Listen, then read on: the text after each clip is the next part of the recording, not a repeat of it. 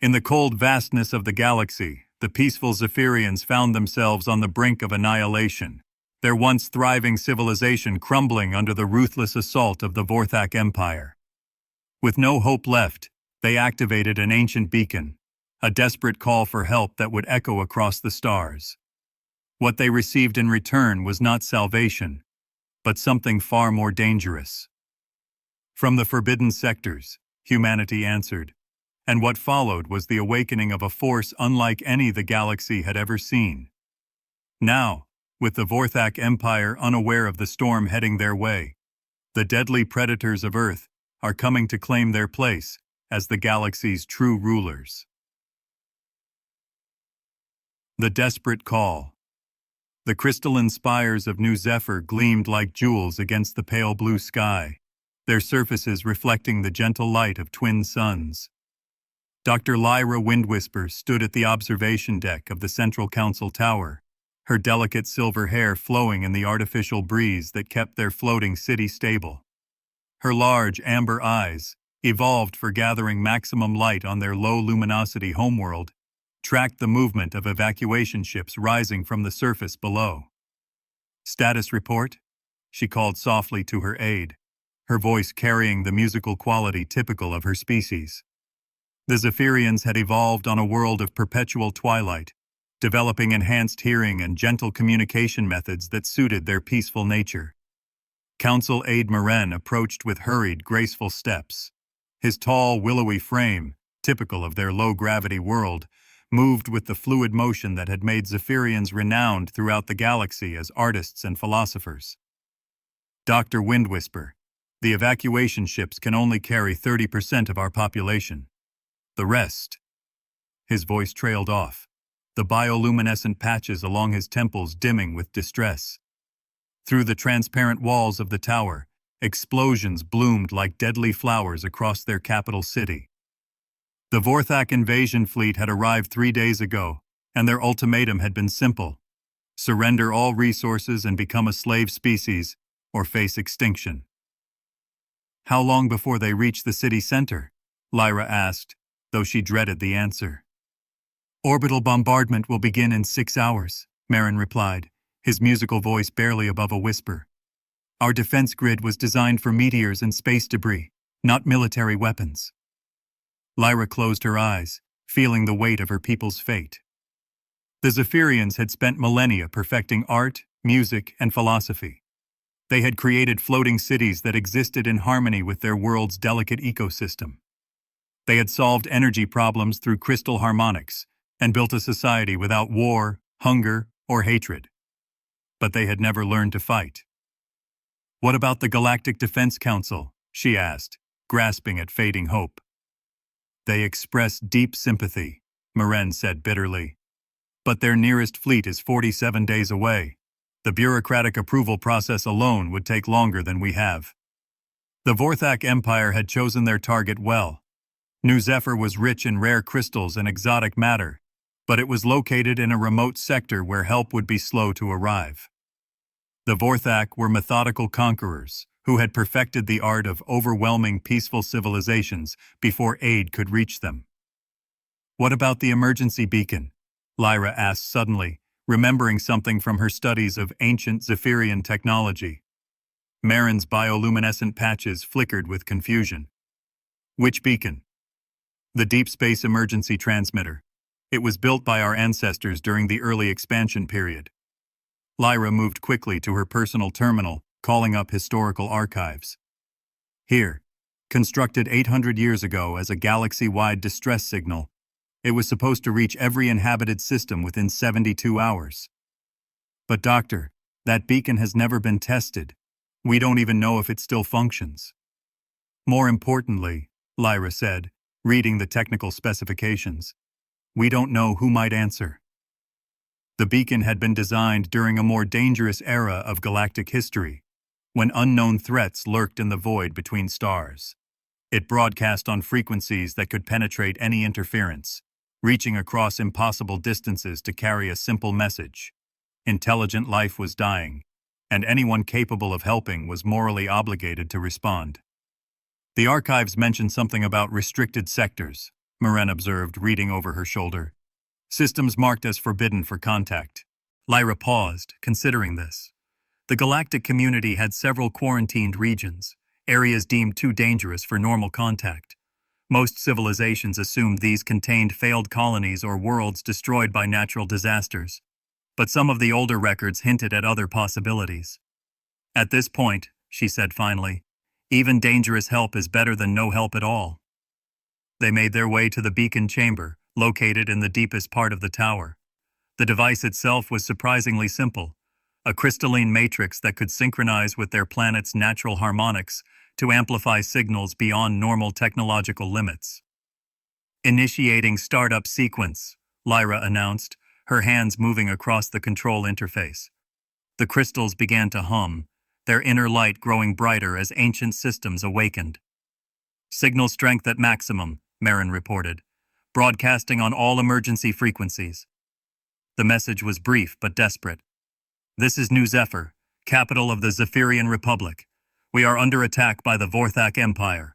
Our military capacity is minimal. Civilian population of 47 million requires immediate evacuation or protection. Any spacefaring civilization capable of rendering aid, please respond. For 3 hours, silence answered their call.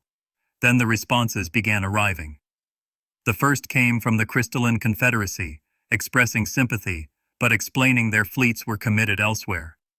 The Aquatic Alliance offered to preserve Zephyrian cultural archives, but could provide no military assistance. Dozens of civilizations responded with condolences, good wishes, and regrets. Nothing, Maren said despairingly. Beautiful words, but no help. Then the communication array registered an incoming signal from an unexpected source. Where is this coming from? Lyra asked, studying the transmission data. Grid section Omega-7, Maren replied, his voice filled with confusion. But that entire region has been under quarantine for 3 centuries. The signal quality was unlike anything in their databases. It cut through interference that should have made communication impossible, and the technological signatures suggested capabilities far beyond standard galactic norms. Audio only, Lyra noted. No visual component. She activated the speakers. A voice emerged, deep, controlled, with an odd harmonic quality that seemed to resonate in their bones.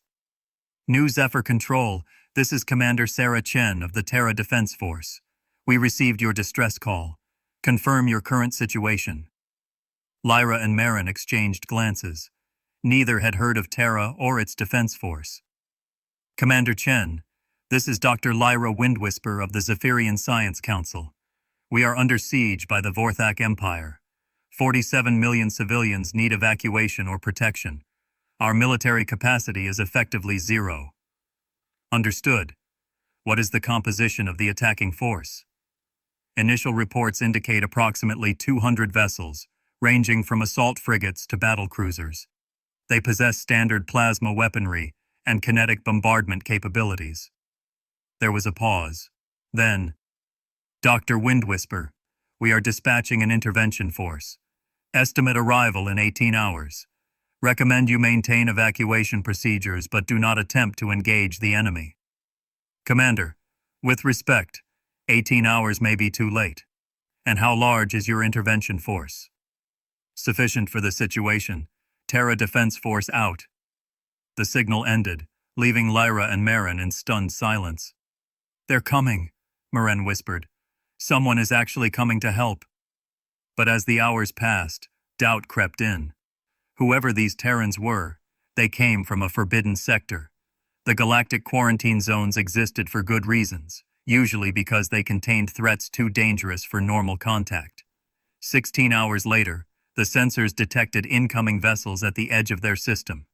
Lyra watched the tactical display with growing amazement. The ships were unlike anything in their databases, sleek, predatory designs that seemed to cut through space itself. How many vessels? She asked their defense coordinator. 12 confirmed, came the reply. But their energy signatures. Dr. Windwhisper, these readings must be in error. The power output levels are impossible. Admiral Crox of the Vorthak fleet had been monitoring Zephyrian communications. The reptilian commander studied the incoming ships with professional interest. Each Vorthak stood nearly 3 meters tall, their scales providing natural armor while their muscular build spoke of a species evolved for conquest. 12 ships, Crox rumbled to his subordinates. These fools think 12 vessels can challenge an empire that has conquered 47 worlds. But as the Terran ships drew closer, something about their movement patterns disturbed him. They approached with the fluid coordination of a hunting pack, their formation shifting with a precision that suggested capabilities beyond normal tactical doctrine. "Open a channel," Crox commanded. "Let us see what manner of fools have come to die." The communication link established, revealing the interior of what was clearly a military vessel. But the being addressing them was unlike anything in galactic databases. Commander Sarah Chen stood roughly 1.8 meters tall, with pale skin and dark hair pulled back in a practical style. Her eyes were small, forward-facing like a predator's, and when she spoke, her voice carried an undertone of controlled power that made even the battle-hardened Vorthak uncomfortable. "Vorthak vessels, this is Commander Chen of the Terra Defense Force. You are ordered to cease hostilities and withdraw from this system immediately." Crox laughed, a sound like grinding stone. "Unknown species, you are vastly outnumbered. We have 200 warships, you have 12. Withdraw now, or join the Zephyrians in death." Chen's expression remained unchanged. "Admiral, you have attacked a peaceful civilization that requested our protection. This constitutes an act of aggression against Terra interests. You have one opportunity to withdraw peacefully." "Terra interests," Crox snarled. "I have never heard of your pathetic species. What makes you think 12 ships can threaten the might of the Vorthak Empire?" "Because," Chen replied calmly, "you're thinking like prey." Before Crox could respond, his tactical officer interrupted with an urgent report. "Admiral, the Terran vessels. They're not like anything we've encountered. Their hulls appear to be constructed from materials that shouldn't exist, and their weapons signatures." "What about their weapons?" "Sir, they're not showing any weapons at all." Crox frowned. That made no sense. No species would approach a battle zone without visible armaments. Chen's voice cut through his confusion. "Admiral Crox, I'm transmitting technical specifications for your review. Study them carefully." The data packet that arrived sent shockwaves through the Vorthak command staff. According to these readings, the Terran ships weren't just advanced, they were impossible. Their power cores generated energy levels that should have torn the vessels apart. Their hull materials possessed strength ratings beyond known physics. "This data must be falsified," Crox declared. But even as he spoke, his sensor operators were confirming the readings. "Admiral," his science officer reported, "we're detecting gravitational anomalies around their vessels. They're not just ships, they're mobile weapons platforms operating on principles we don't understand." Chen appeared again on the display. "Admiral, we've uploaded our basic tactical specifications. As you can see, we're not equipped for extended fleet engagement. We're equipped for total warfare." "Total warfare?" "Species survival conflict. Our vessels are designed to function in environments that would instantly kill most galactic life forms. We've tested our weapons against targets that would consider your entire fleet a minor inconvenience." Crox felt something he hadn't experienced in decades: uncertainty. But the Vorthak Empire had not conquered 47 worlds by backing down from unknown threats. "All ships," he commanded. "Attack formation. We'll test these Terrans' capabilities." As the Vorthak fleet moved into battle formation, Chen's voice carried across the communication channel one final time. "Admiral, you're making a mistake. We didn't come here to fight a war. We came here to stop one. But if you insist on learning the difference..." The Terran ships began to change. Hull panels slid open, revealing weapon systems that defied conventional understanding. Energy signatures spiked to levels that made the Vorthak sensors scream warnings. "We'll be happy to provide a demonstration."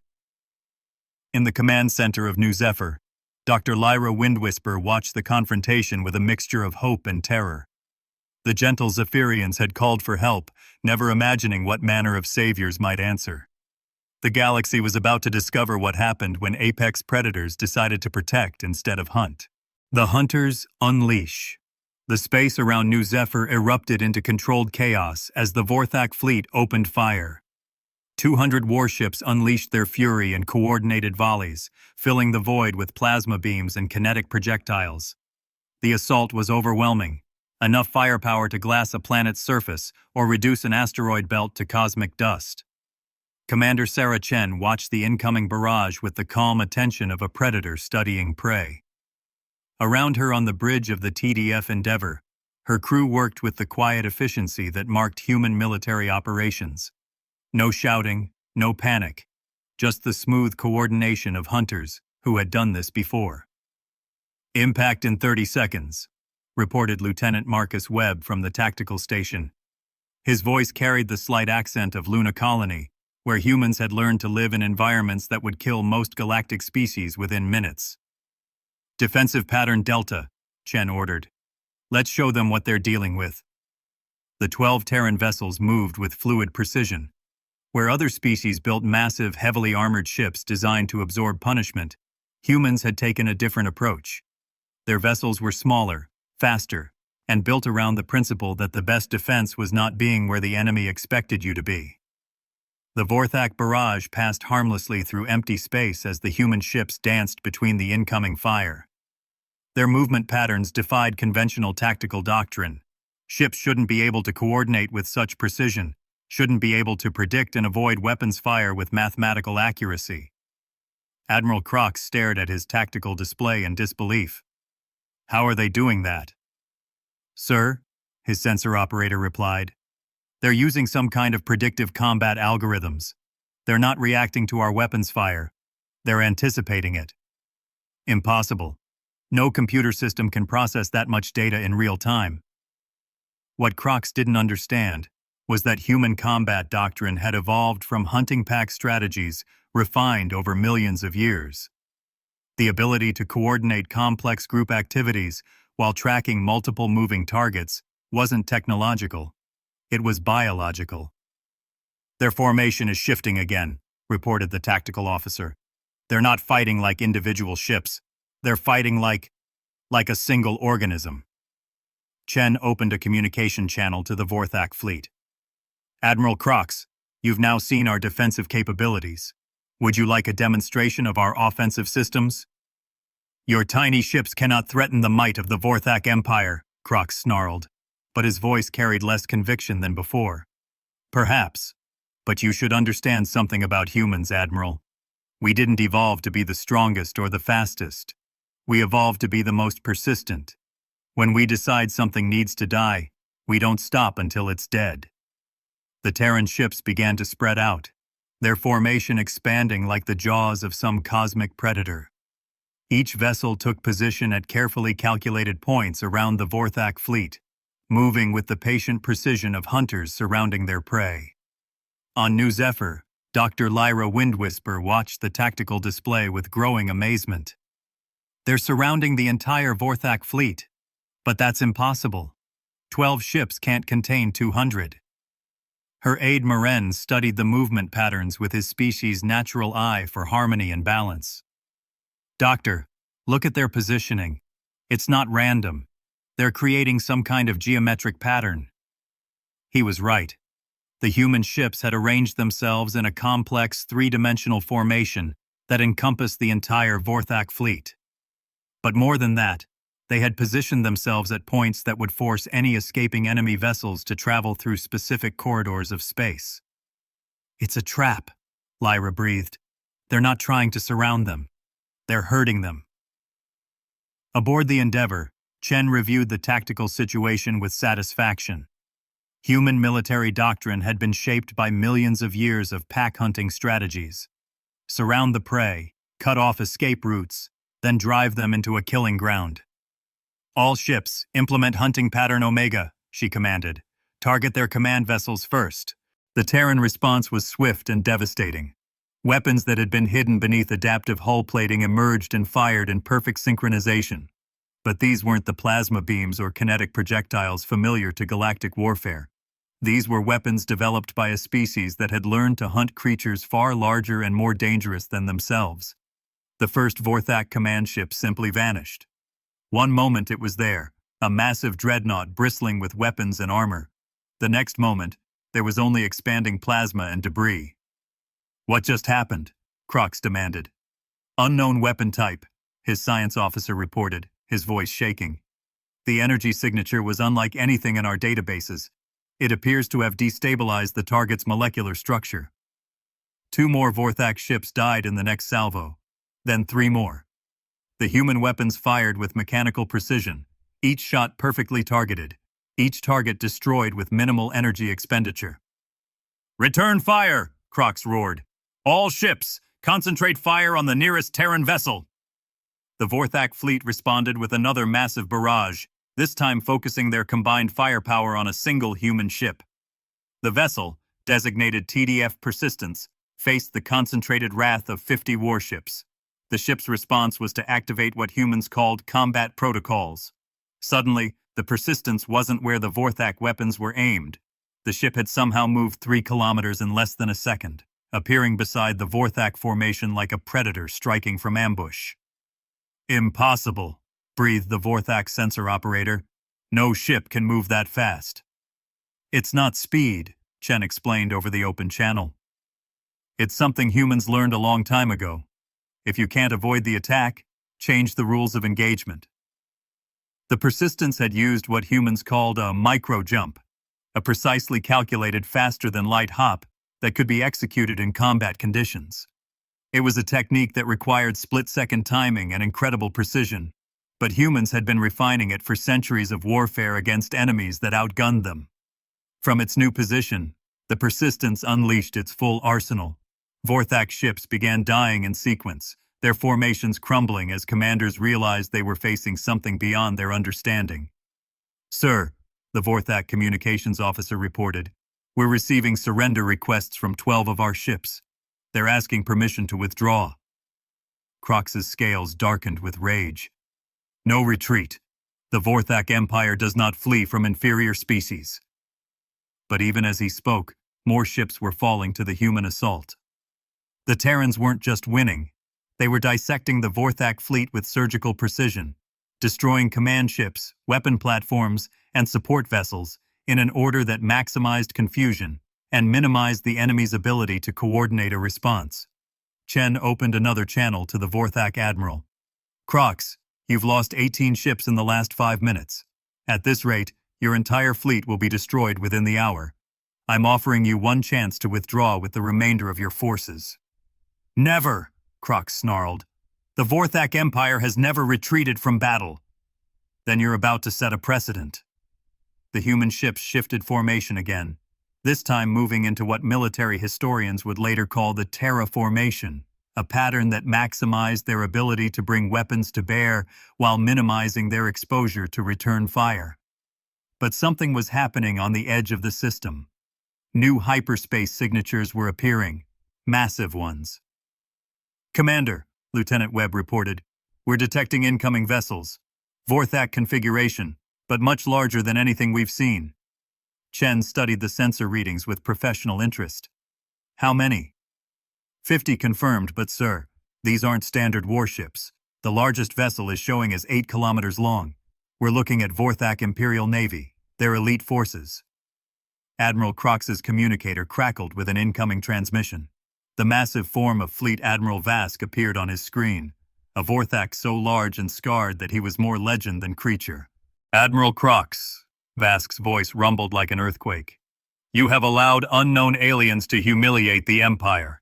This ends now." The Imperial fleet moved into the system with ponderous majesty. These were the vessels that had conquered 47 worlds, crewed by the most experienced warriors in Vorthak space.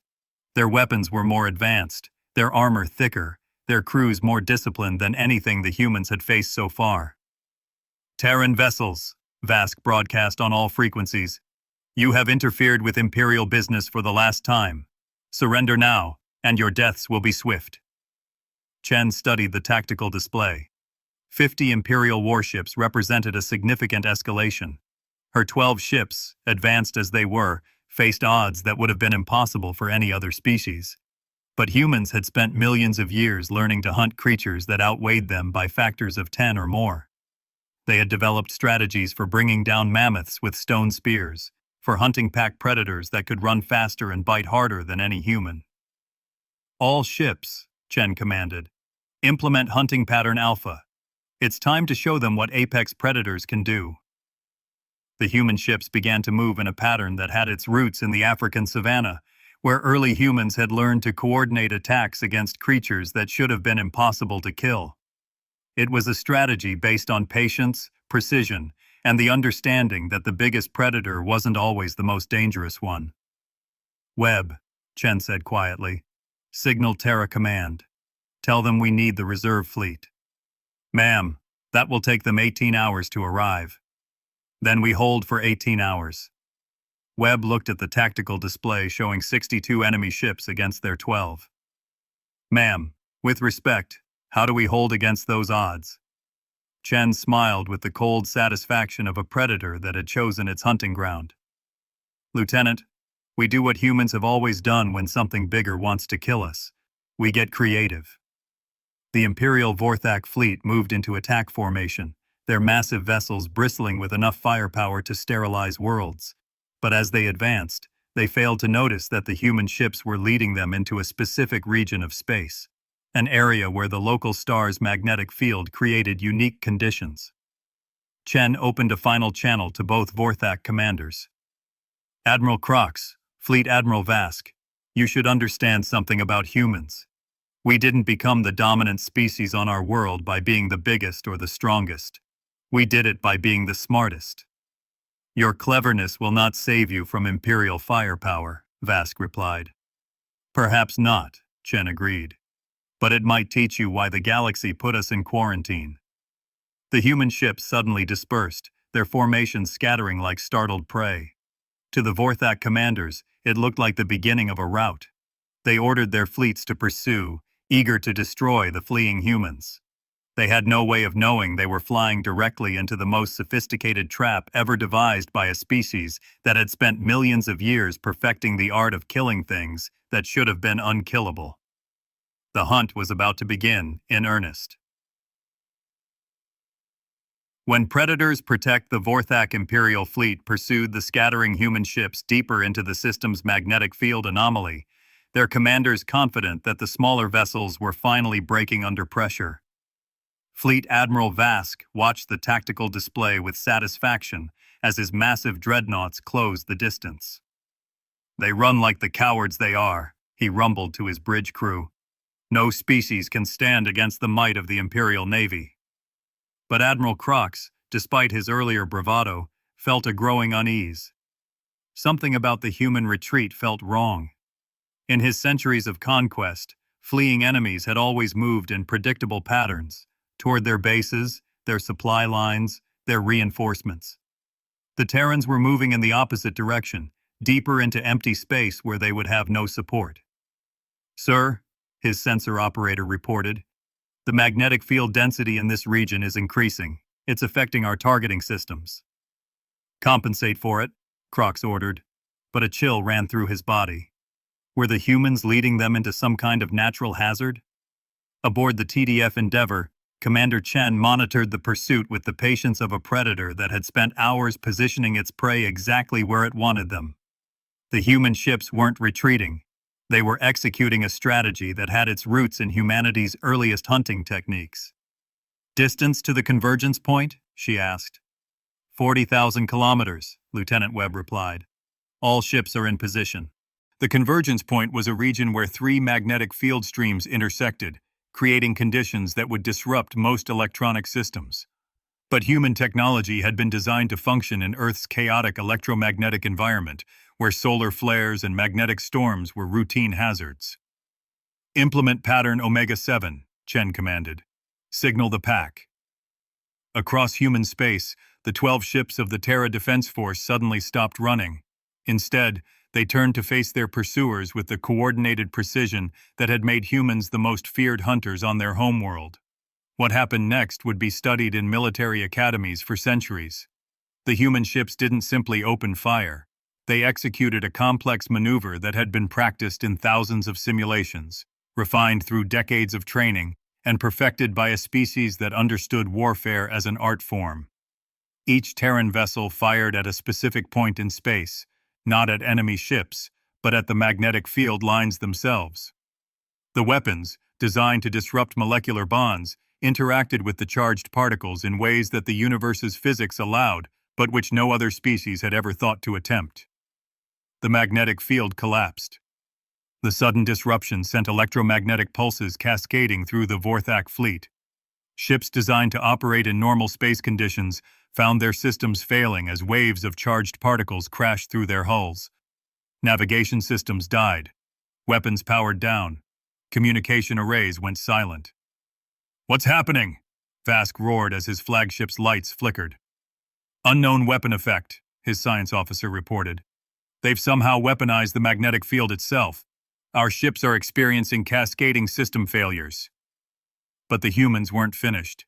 As the Vorthak fleet struggled with their disabled systems, the Terran ships moved into their final formation, one that would have been recognized by any wolf pack on ancient Earth. They began to hunt.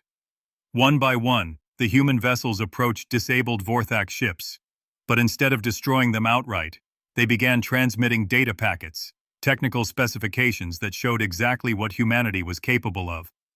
Fleet Admiral Vask stared at his functioning displays in horror as the information flooded his systems. The data showed worlds where humans had survived conditions that would kill most galactic species instantly. It showed weapons that could crack moons, shields that could deflect stellar radiation, and most terrifying of all, it showed human population numbers. 12 billion, Vask whispered. They have 12 billion individuals.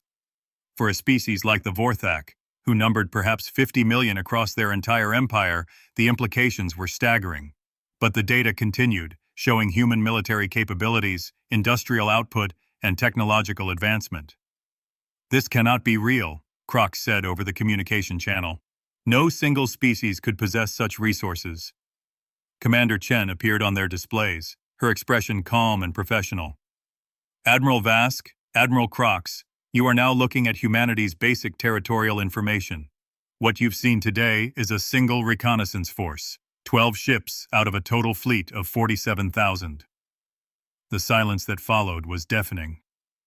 47,000 warships? Vask asked, his voice barely a whisper. "That's just our deep space fleet," Chen replied. "Our system defense forces number in the hundreds of thousands. But more importantly, gentlemen, you need to understand why we were placed in quarantine." The display shifted, showing images of Earth, a world that looked like a nightmare to most galactic species. Vast oceans filled with predators, continents covered in hostile terrain, weather systems that generated storms of incredible violence. "We evolved on a world that tries to kill everything on it," Chen explained. "Every day, every hour, every minute is a fight for survival. We develop technology, strategies, and social structures based on one simple principle: adapt or die." More images flowed across their screens. Human cities built in environments that would be instantly lethal to Vorthak physiology. Humans working in conditions of crushing gravity, toxic atmosphere, and extreme temperature. "The quarantine wasn't to protect us from the galaxy," Chen continued. "It was to protect the galaxy from us. Because when a species evolves to survive in hell, normal space combat becomes trivial." Admiral Crox found his voice. "What do you want?" "We want what we've always wanted," Chen replied. "To be left alone. But we also want something else, for innocent species to be protected from predators like you." The communication display shifted, showing the approaching reinforcements that Crox had called for earlier. But the sensor readings were wrong, impossible. "Sir," the Vorthak sensor operator reported, "I'm detecting massive hyperspace signatures. But the readings, they can't be correct." "What are you detecting?" Vask demanded. 1,473 vessels approaching at maximum hyperspace velocity. Estimated arrival in 4 hours. Chen nodded with satisfaction. "Gentlemen, meet the 2nd Terra Defense Fleet. Unlike our reconnaissance force, They're equipped for full-scale military operations. The implications hit both Vorthak admirals simultaneously. If 12 human ships could disable their combined fleets, what could nearly 1,500 vessels do? "You're bluffing," Crox said, but his voice lacked conviction. "Admiral," Chen replied, "humans don't bluff. We calculate, we plan, and we execute. The question now is whether you're intelligent enough to understand what you're facing." Fleet Admiral Vask studied the tactical display, his mind racing through possibilities. He was a veteran of 47 planetary conquests, but he had never faced anything like this.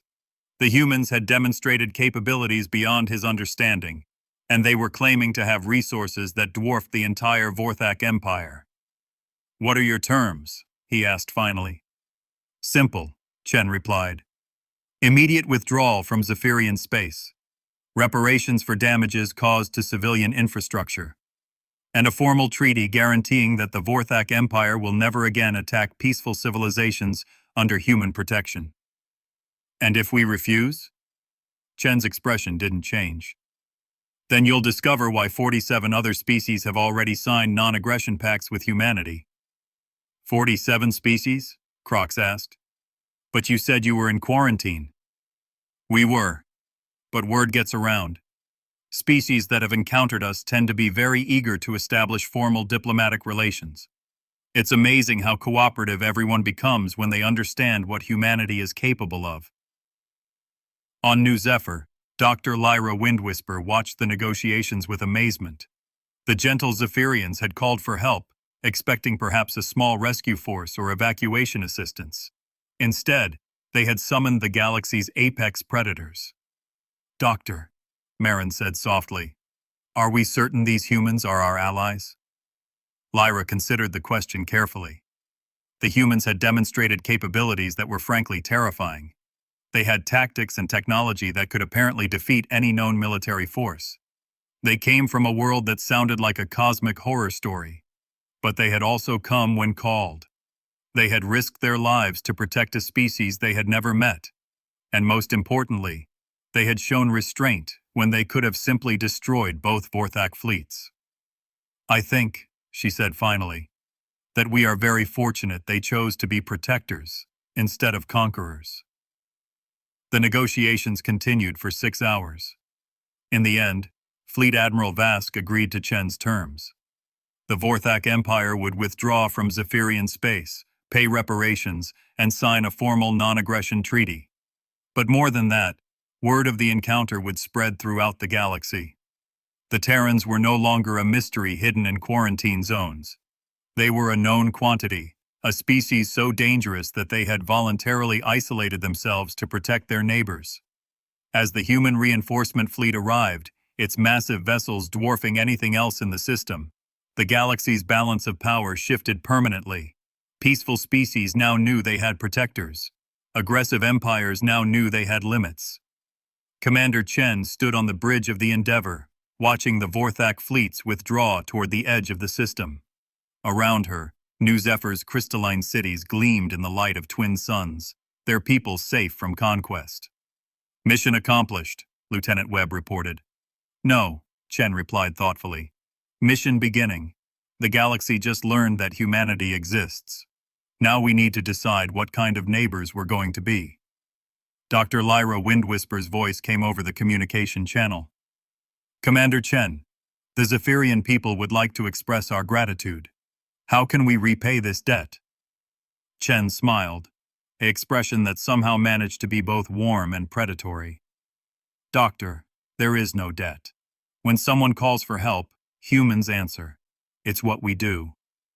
"But surely there must be something." "Actually," Chen interrupted, "there is one thing. We'd like to establish a formal embassy in your system. It seems humanity is about to become much more involved in galactic affairs." As the human fleet settled into protective positions around New Zephyr, the galaxy began to adjust to a new reality. The apex predators had emerged from their self-imposed exile, not as conquerors, but as guardians. The age of human isolation was over.